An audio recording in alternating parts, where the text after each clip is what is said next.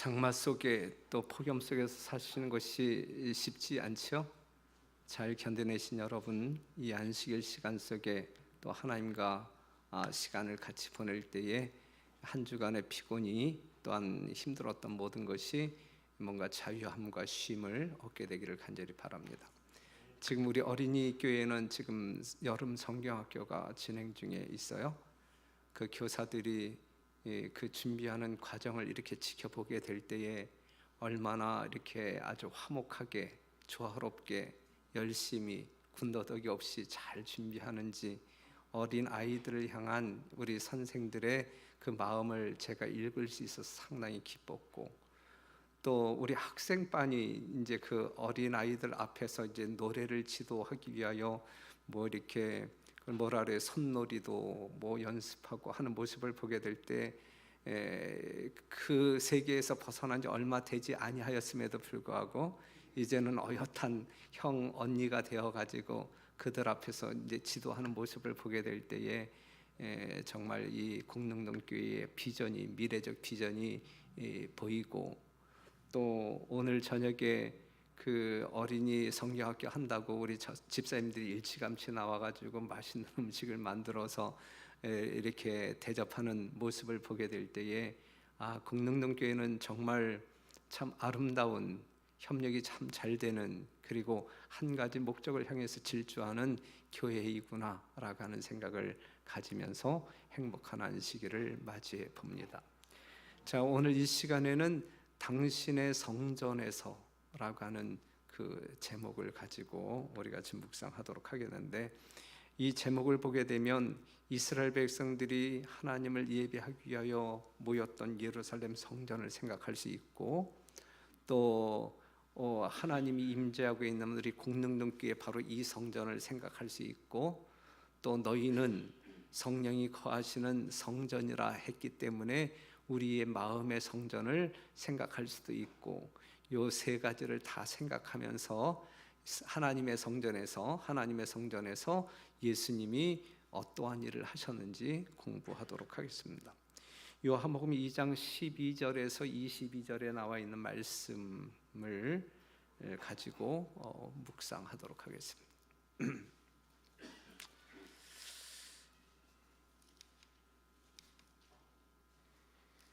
자, 요한복음 2장 12절에서 13절에 있는 말씀을 보면, 그 후에, 여기서 그 후는 지난 시간에 우리가 가나의 혼인 잔치에서 예수님이 행하신 이적을 공부했잖아요. 이제 그 후에 예수께서 그 어머니와 형제들과 제자들과 함께 가버나움으로 내려가, 즉 가나에서 이 가버나움으로 내려간 다음에 거기 여러 날 계시지 아니하고 유대인의 유월절이 가까운지라 예수께서 예루살렘으로 올라가셨더니 그랬어요.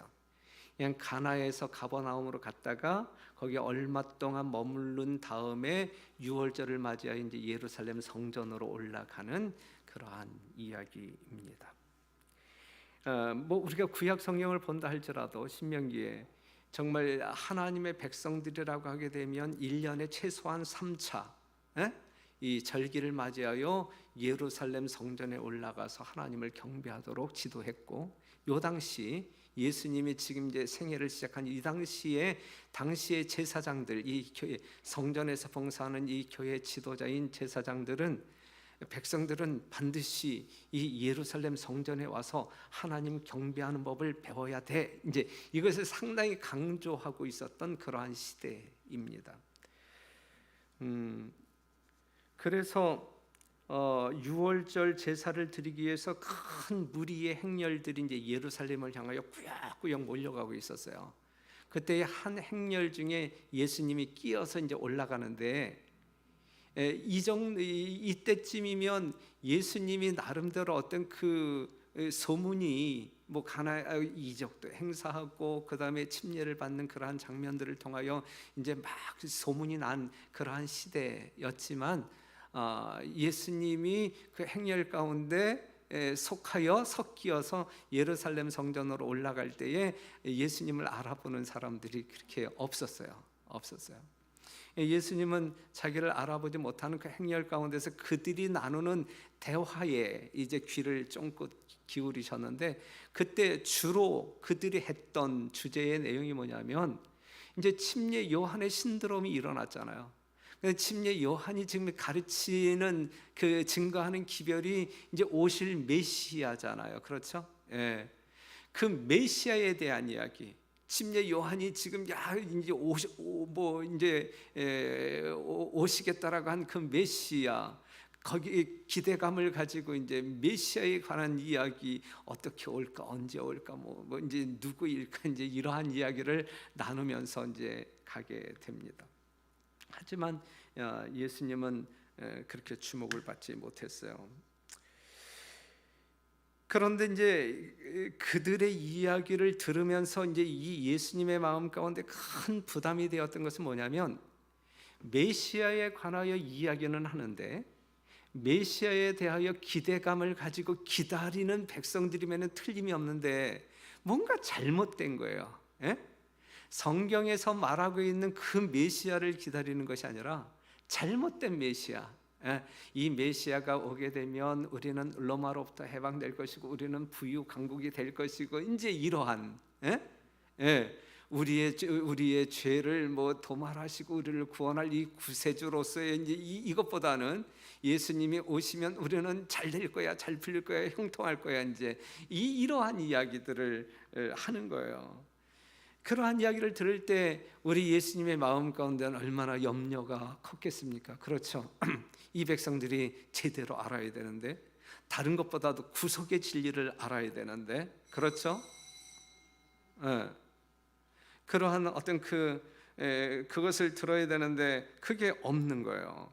그러니까 그 당시 백성들의 이 소망은 이 땅에 있는 소망, 보이지 아니하는 하늘에 대한 소망이 아니라, 그래서 예수님의 마음이 많이 슬펐습니다.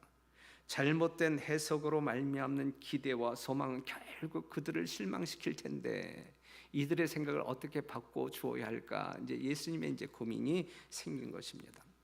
여하튼 사랑하는 성도 여러분, 우리는 알아야 돼요. 분명히 알아야 되는데 정확히 알아야 돼요.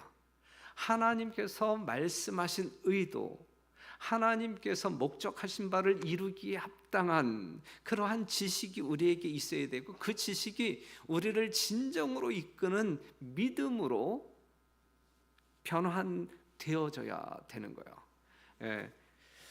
그래서 우리가 잠언 14장 12절에 있는 말씀을 보면, 어떤 길은 사람의 보기에 바르나 필경은 사망의 길이니라 그랬어요. 이것은 제대로 아느냐 제대로 모르느냐에 따라서 두 길이 생기는, 제대로 이해하지 못했을 때는 이게 제대로 된 바른 길이라고 생각하고 갔는데 결국은 사망의 길이네. 안타까운 상황이죠. 그렇죠? 그래서 마태복음 7장 13절 좁은 길과 넓은 길이 나오는데, 여러분들은 정말 생명으로 인도하는 좁은 길, 정말 그 길에 들어선 사람들이냐, 그 길을 통하여 여러분들은 하늘로 여행하고 있느냐, 이것이 매우 중요해요. 하나님의 거룩한 말씀. 어제 한 젊은 여집사님이 저에게 질문을 했어요. 지금 내가 이상한 이야기를 듣고 있는데 그 사람의 이야기를 듣노라면 그 사람의 신앙은 이 위에 있고 나는 저 밑에 있는 것 같다. 상당히 고민스럽다. 그런데 그 사람의 기별이 좀 이상야릇하다. 목사님, 이게 맞는 거예요, 이제. 근데 그건 맞는 게 아니야. 뭔가 신비주의적인 그래서 그건 엉뚱한 거다. 그건 정말 성경과 예언의 신에 근거하지 아니한 기별이다. 미혹당하지 말라. 이제 그렇게 이야기를 했는데, 사랑하는 성도 여러분, 우리는 하나님의 거룩한 말씀을 연구해야 돼요. 깊이 연구해야 돼요. 그리고 정확히 이해해야 돼요.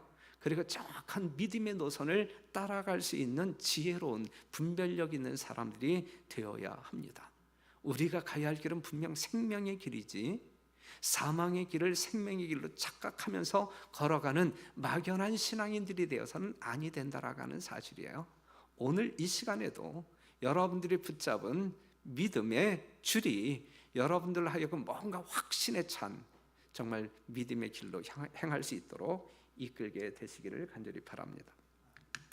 예수께서는 깊은 열의를 가지고 예언의 말씀을 설명하시고 사람들이 하나님의 말씀을 보다 치밀하게 연구하도록 깨우치려고 힘쓰셨다 그랬어요. 그 당시에도 그렇고 지금 우리 공릉동교회 모든 성도들을 향하여서도 동일한 마음을 우리 주님께서는 갖고 계십니다. 열의를 가지고 예언의 말씀을 설명하실 뿐만 아니라 가르치고자 애쓰고 계시다. 여러분들 공부해야 돼요. 진짜 공부해야 돼요. 예?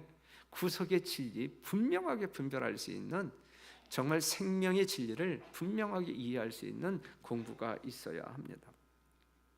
이 당시 이 성전 뜰의 모습을 우리가 지금 시대의 소망에서 언급한 내용을 본다고 하게 되면, 일단 이 제사장들이 예루살렘 성전에 모여야 돼. 모여서 우리가 예배하는 법을 배워야 돼. 그러니까 사람들이 이제 몰려오기는 몰려온단 말이에요. 몰려오기는 몰려오는데 이제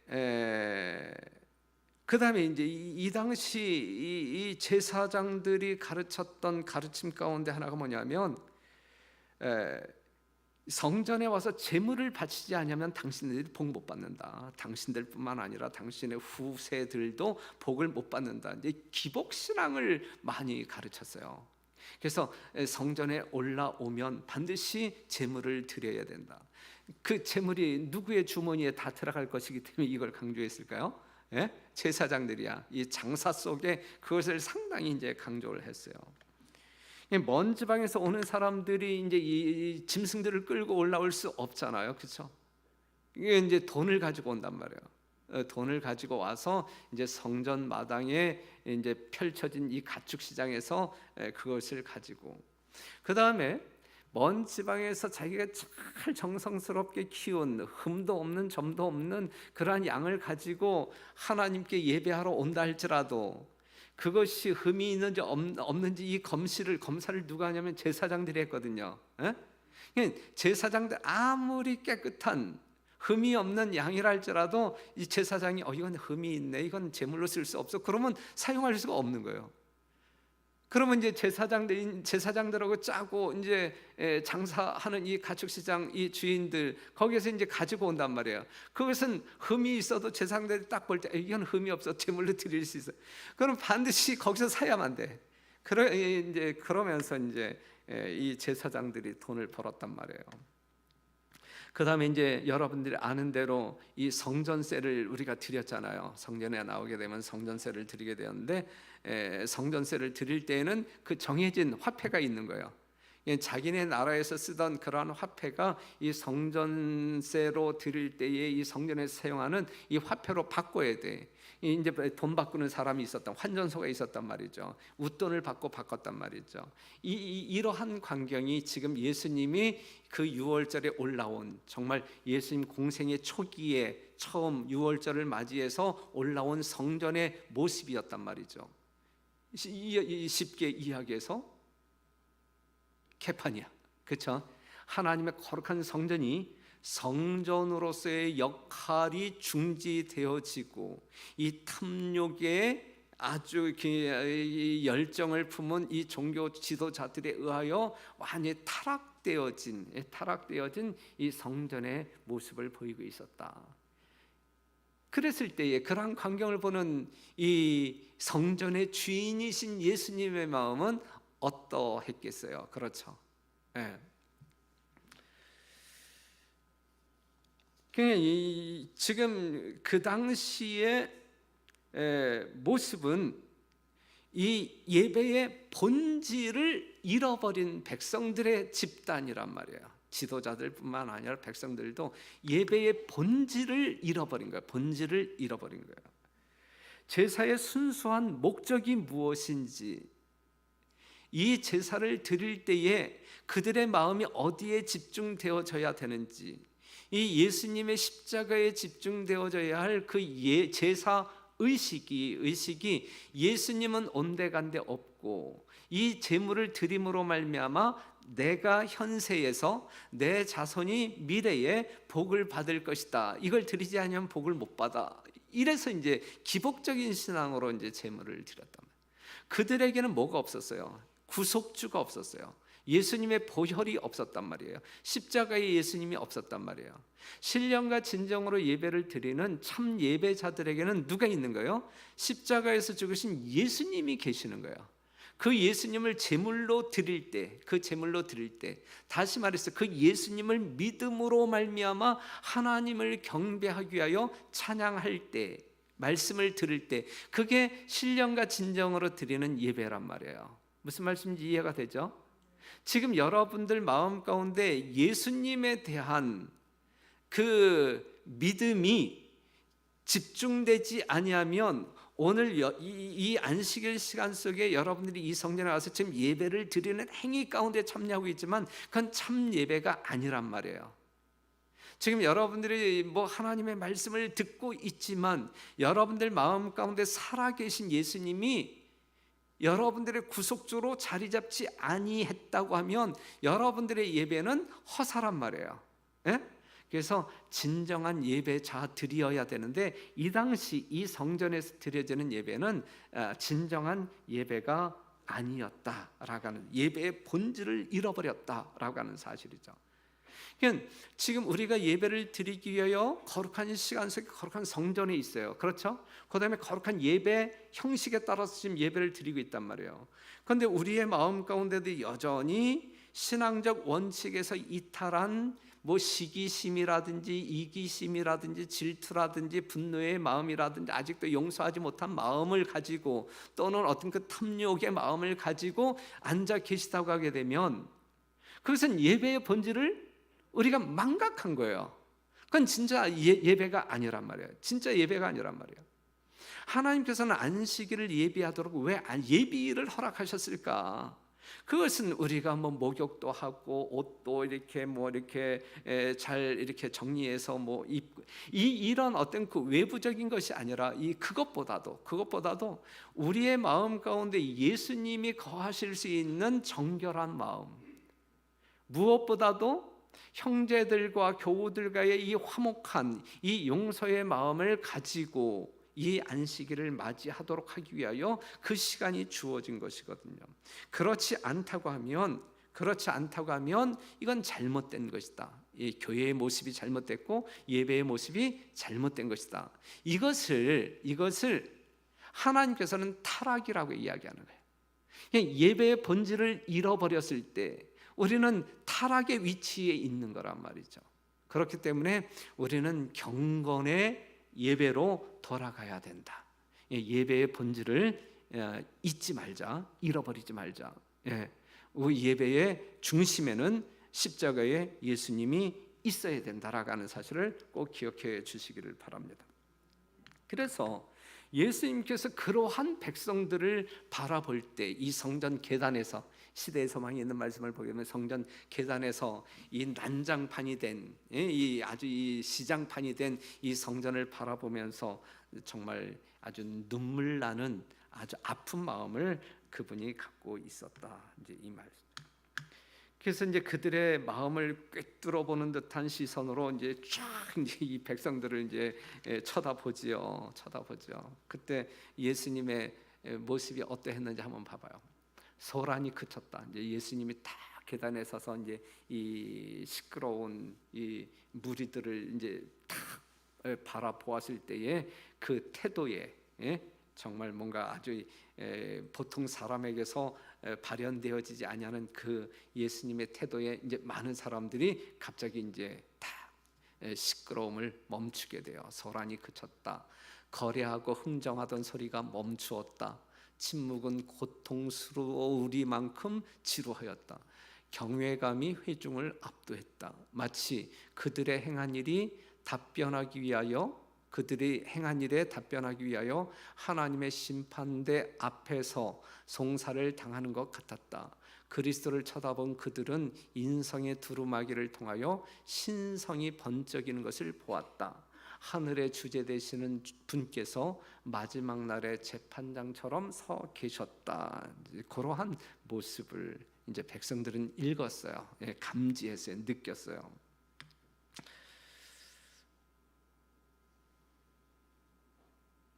그러면서 이제 예수님께서 이제 하신 것이 뭐냐면, 여러분들 아시는 대로 노끈으로 채찍을 만드서 양이나 소를 다 성전에서 내어 쫓으시고, 돈 바꾸는 사람들의 돈을 쏟으시며 상을 엎으시고, 비둘기 파는 사람들에게 이르시되 이것을 여기서 가져가라, 내 아버지의 집으로 장사하는 집을 만들지 말라 하시니 그랬어요.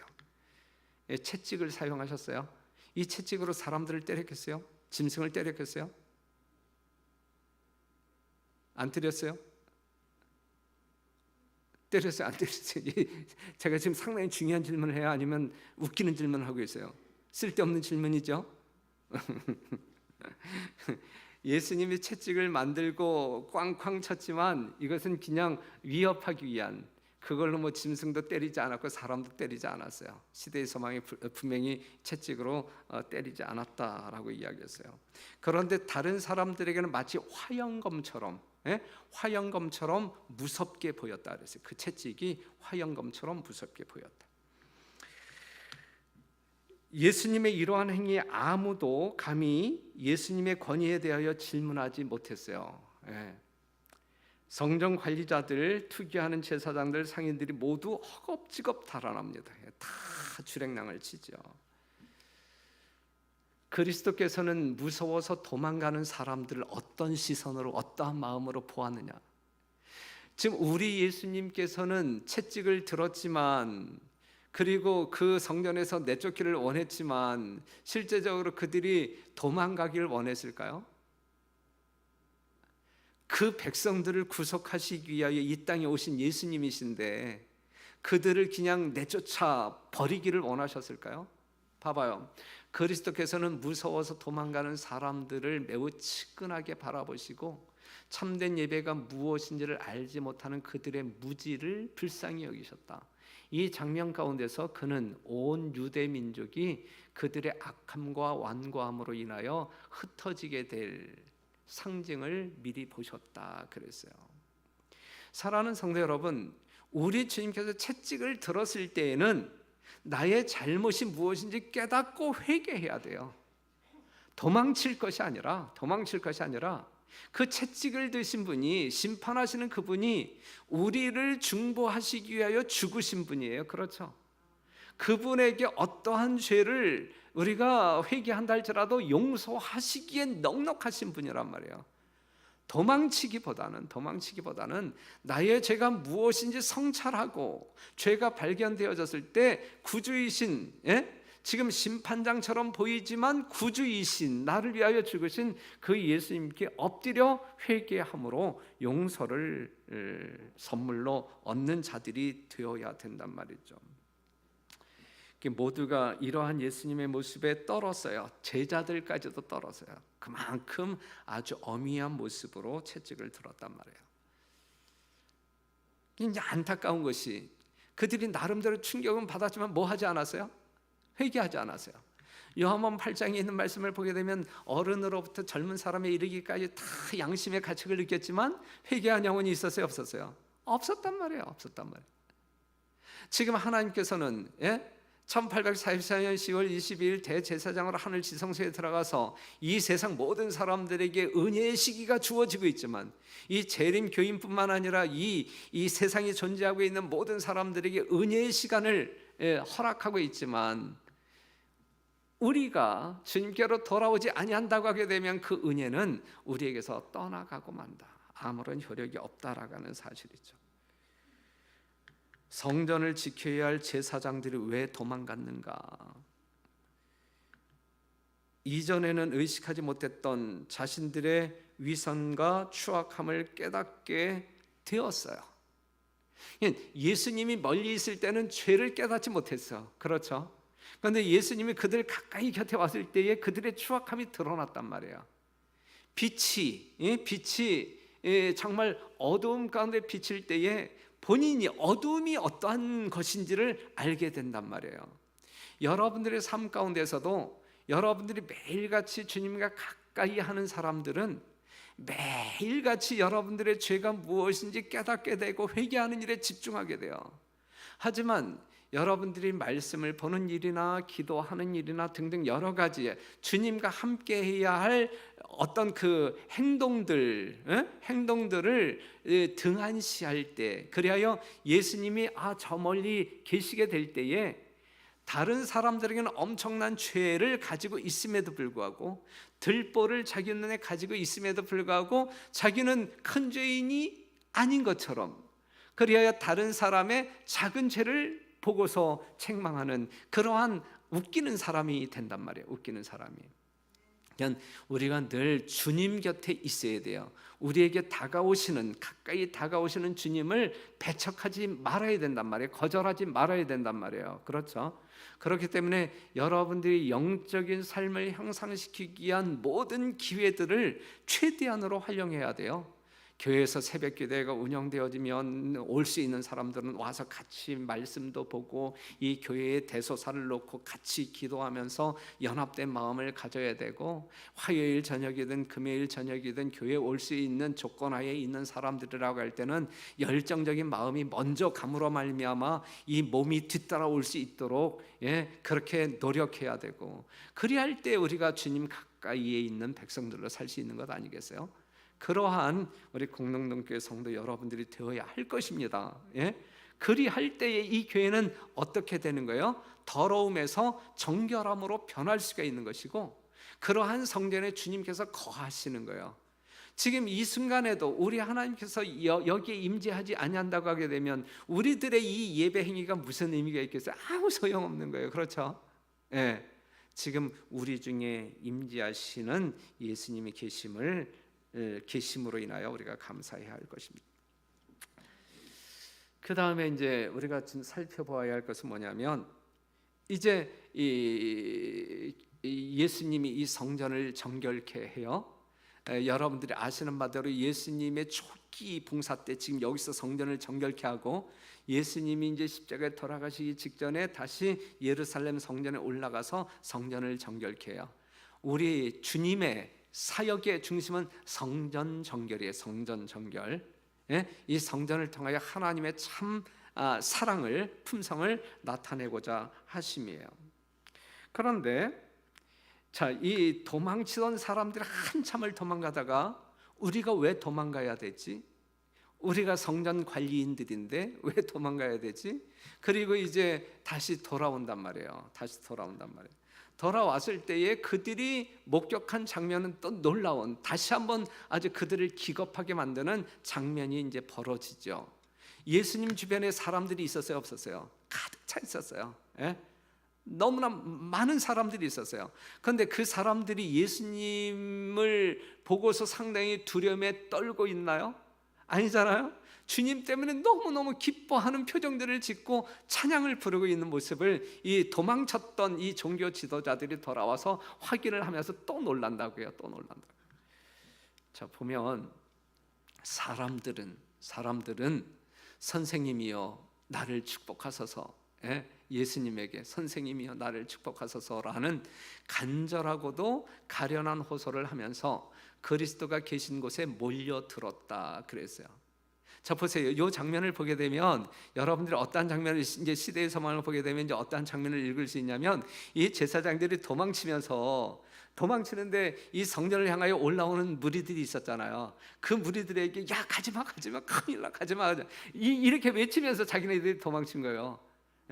지금 예수님이 채찍을 들어서 가지마 그러면서 자기네들 도망쳤는데, 그럼에도 불구하고 그들이 가지 말라고 하는 그러한 어떤 그 이야기를 들음에도 불구하고 예수님이 있는 곳으로 그냥 나아갔던 무리들이 있었단 말이에요.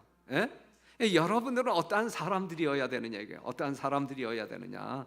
주의 성전을 향하여 나아가는 사람들이 있었단 말이에요. 그러한 사람들이 지금 예수님 앞에서 이제 그 어떤 그 축복을 호소하면서 예수님 계신 곳에 몰려들었다. 그리스도께서는 온유한 어머니의 긍휼보다 더 큰 긍휼을 가지시고 고통당하는 어린 것들을 굽어 보셨다. 모든 사람들이 돌보심을 받았다. 각색 병 가진 사람들이 치유를 받았다. 벙어리가 입을 벌려 찬송하고 눈먼 자들이 그들의 시력을 회복시켜 주신 분의 얼굴을 바라보았다. 고통당하는 자들의 마음은 즐겁게 되었다 그랬어요. 사랑하는 성도 여러분, 이것이 예수님이 계신 성전에서 일어나야 할 모습이고 분위기입니다. 이것이 공릉동교회에서 우리가 표출해야 할 모습이 그렇죠. 예, 예수님께 여러분들이 나오셔서 아무런 부담 없이 친아버지, 예, 정말 어떤 그 형님에게 고하듯이 정말 온갖 사랑을 가지고 여러분들을 기다리시는 주님 앞에 나와 심령의 치유도 받으시고 육신의 치유도 경험하시고 영혼의 치유를 받으심으로 말미암아 아주 행복 만끽, 기쁨 만끽하는 그러한 어떤 이 성전 생활이 되어야 되지 않겠느냐. 그러한 것들을 맛보기 위하여 주의 성전에 경건한 마음으로, 예? 정말 예수 그리스도를 모시고 나오시는 여러분과 제가 되기를 간절히 바랍니다. 그래서 이제 그들이 이렇게 간증을 해요. 이제 예수님 앞에 있었던 사람들이 뭐라고 간증하냐면, 짐이 너무나 무거웠지만 나는 돕는 자를 발견하였다. 그는 하나님께서 보내신 그리스도시다. 나는 그분의 사업을 하는데 나의 생애를 바치겠다. 이러한 간증들을 한단 말이에요. 이거 이제 다시 돌아온 제사장들이 이러한 간증하는 사람들의 간증을 듣는 거예요. 그 현장에서. 그리고 부모들은 이제 예수님 앞에 있었던 부모들은 자기 자식들에게 이렇게 이야기해요. 그리스도께서 너의 생명을 건지셨다. 내 목소리를 높여서 평생 그를 찬송하라. 이 얼마나 아름다운 그러한 광경입니까? 그렇죠?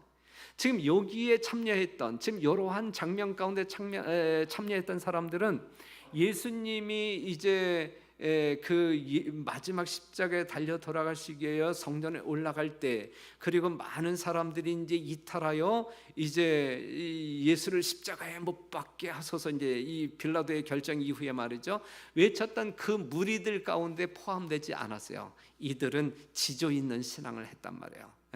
많은 사람들이 그냥저냥 신앙했던 사람들이 예수님께로부터 그냥 떡을 받아 먹을 때는 뭐 할렐루야, 뭐 이제 하나님을, 그 예수님을 찬양했던 그 무리 가운데 있었지만, 십자가에 못 박게 하소서라고 외칠 때에 그 무리들이 또 변심하여 십자가에 못 박으라고 외쳤던 무리들이었거든요. 그런데 이때에 예수님의 은혜를 경험한 사람들은 그 무리들에게 속하지 않았다라고 증언의 말씀은 간증하고 있어요. 이때에 이제 제사장들이 이제 정신 차리고 예수님에게 이제 항의를 하지요. 내가 이런 일을 행하니 무슨 표적을 우리에게 보이겠느냐 그랬어요. 무슨 표적을?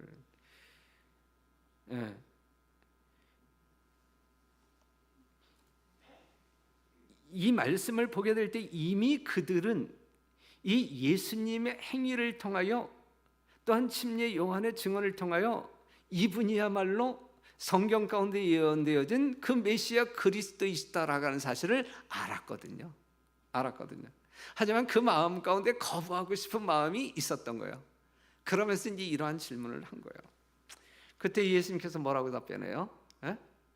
너희가 이 성전을 헐라 내가 사흘 동안에 일으키리라 그랬어요. 그들이 질문할 때 그들 마음 가운데 어떠한 마음이 도사리고 있는지 예수님은 간파하셨단 말이에요. 이 사람들이 나를 죽일 거다. 이 성전을 헐라예요. 여기에는 이중적인 의미가 있는 거예요. 그 예루살렘 성전이 이제 AD 70년에 이제 붕괴될 것을 이제 예견하시고 계시적으로 말씀하고 있는 것이고, 그 다음에 자기의 몸인 성전이 이제 그 사람들에 의하여 죽임을 당할 것임을 예수님께서 알고 이제 이 말씀을 하셨어요. 예수님이 부활하신 이후에 제자들도 이것이 이거였구나를 깨닫게 된다면, 그 당시에는 다 못 깨달았어요. 질문했던 사람들도 못 깨달았고 예수님의 제자들도 이 말이 무슨 말인지 정확히 이해하지 못해서, 하지만 예수님이 죽고 3일 만에 부활하신 이후에 이 말씀이 이 말씀이었구나를 정확히 깨닫고 믿음이 더욱더 돈독해지죠.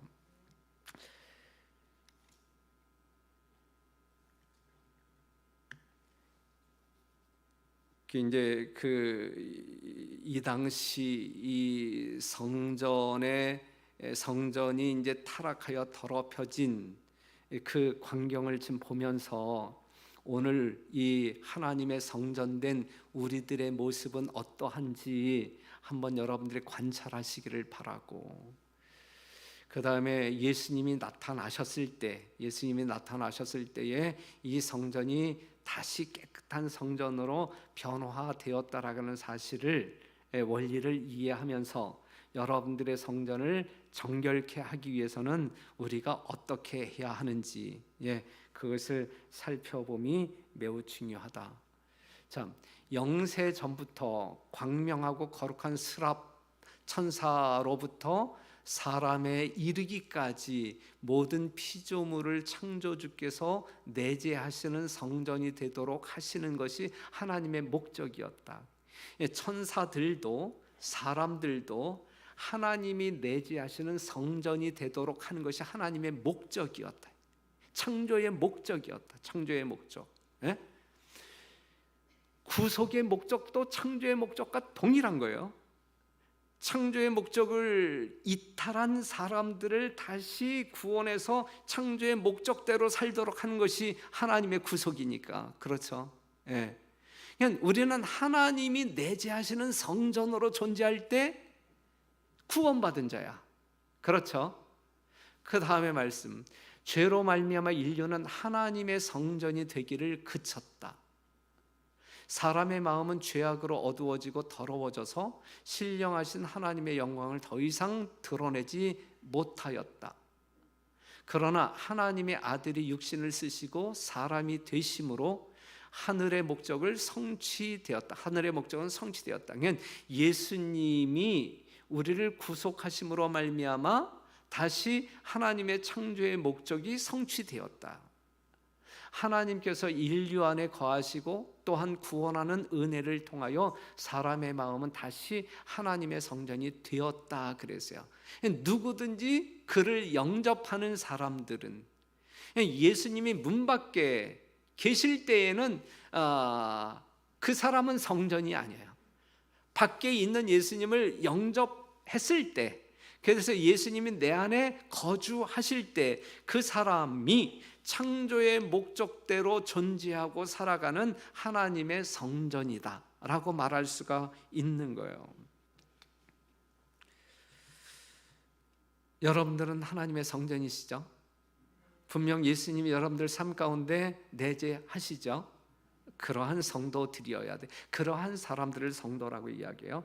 고린도서 3장 16절에 17절에 있는 말씀, 너무 잘 아는 말씀. 그런데 17절에 있는 말씀 볼게요. 누구든지 하나님의 성전을 더럽히면 하나님이 그 사람을 멸하시리라 그랬어요.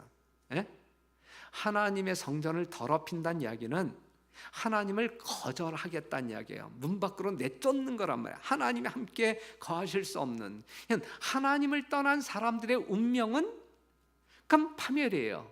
죽음이에요. 그렇죠? 하나님께서 그 사람을 멸하시지 아니한다 할지라도 하나님과 끊어진 가지는 열매를 맺을 수 없는 죽은 가지란 말이에요. 여러분들의 선택의 결과이지 하나님께서 여러분들을 믿기 때문에 내치시고 죽이시는, 멸하시는 그것이 아니란 말이죠. 그렇기 때문에 사랑하는 성도 여러분, 여러분들의 심령 가운데 정신적이든 심적이든 아니면 이 밖에서 여러분들에게, 여러분들 안으로 들어가는 어떠한 것이든 하나님께서 지정하신 것들, 하나님의 어떤 그 성전으로서 이렇게 표현하기에 적합한 거룩한 것들을 추구하는 여러분들이 되기를 간절히 바라요. 하나님의 속성이 아닌 것은 지금 이렇게 여러분들 심령 가운데 안착하도록, 자리 잡도록 하는 것을 완강하게 거절하시고 하나님의 속성에 속한 것들을 기쁨으로 여러분들 마음 가운데 채우심으로 말미암아 하나님의 속성이 여러분들의 삶 가운데 나타나게 되기를 간절히 바랍니다. 그렇기 때문에 여러분들이 음식을 먹는다 할지라도 탐욕, 하나님께서 원하지 아니하는 것을 취하는 사람들은 탐욕 때문에 취하는 거예요. 예? 우리의 마음 가운데 탐욕이 없을 때, 하나님보다 내 자신을 더 사랑하는 마음이 크지 아니할 때, 하나님보다 내 자신을 사랑하는 마음이 더 클 때, 우리는 하나님께서 지정하지 아니한 것들도 마구잡이로 들이킨다 이거죠. 마구잡이로. 그거는 우리들의 탐욕이라. 탐욕은 우상숭배라. 하나님을 배척하고 또 다른 신을 섬기는 것이거든요. 정신적인 것도 마찬가지예요. 영적인 것도 마찬가지예요. 그렇기 때문에 우리의 내면, 정말 우리의 어떤 그 마음속에서 이렇게 막 이렇게 솟아나는 죄악적인 요소들도 정말 성령 안에서 정말 이렇게 아름답게 제거되고 변화되는 여러분들이기를 간절히 바라고, 여러분들이 먹고 마시고 입는 모든 것들을 통하여 하나님께서 지정하신 것들, 거룩하게 지정하신 것들을 취함으로 말미암아 거룩한 성전이 거룩하게 보존될 수 있도록, 그리하여 이 공릉동 교회가 하나님이 함께 하실 수밖에 없는 거룩한 교회로, 성전으로 이렇게 드러날 수 있도록, 그러한 살아있는 생명 있는 하나님의 거룩한 성전 여러분들이 되기를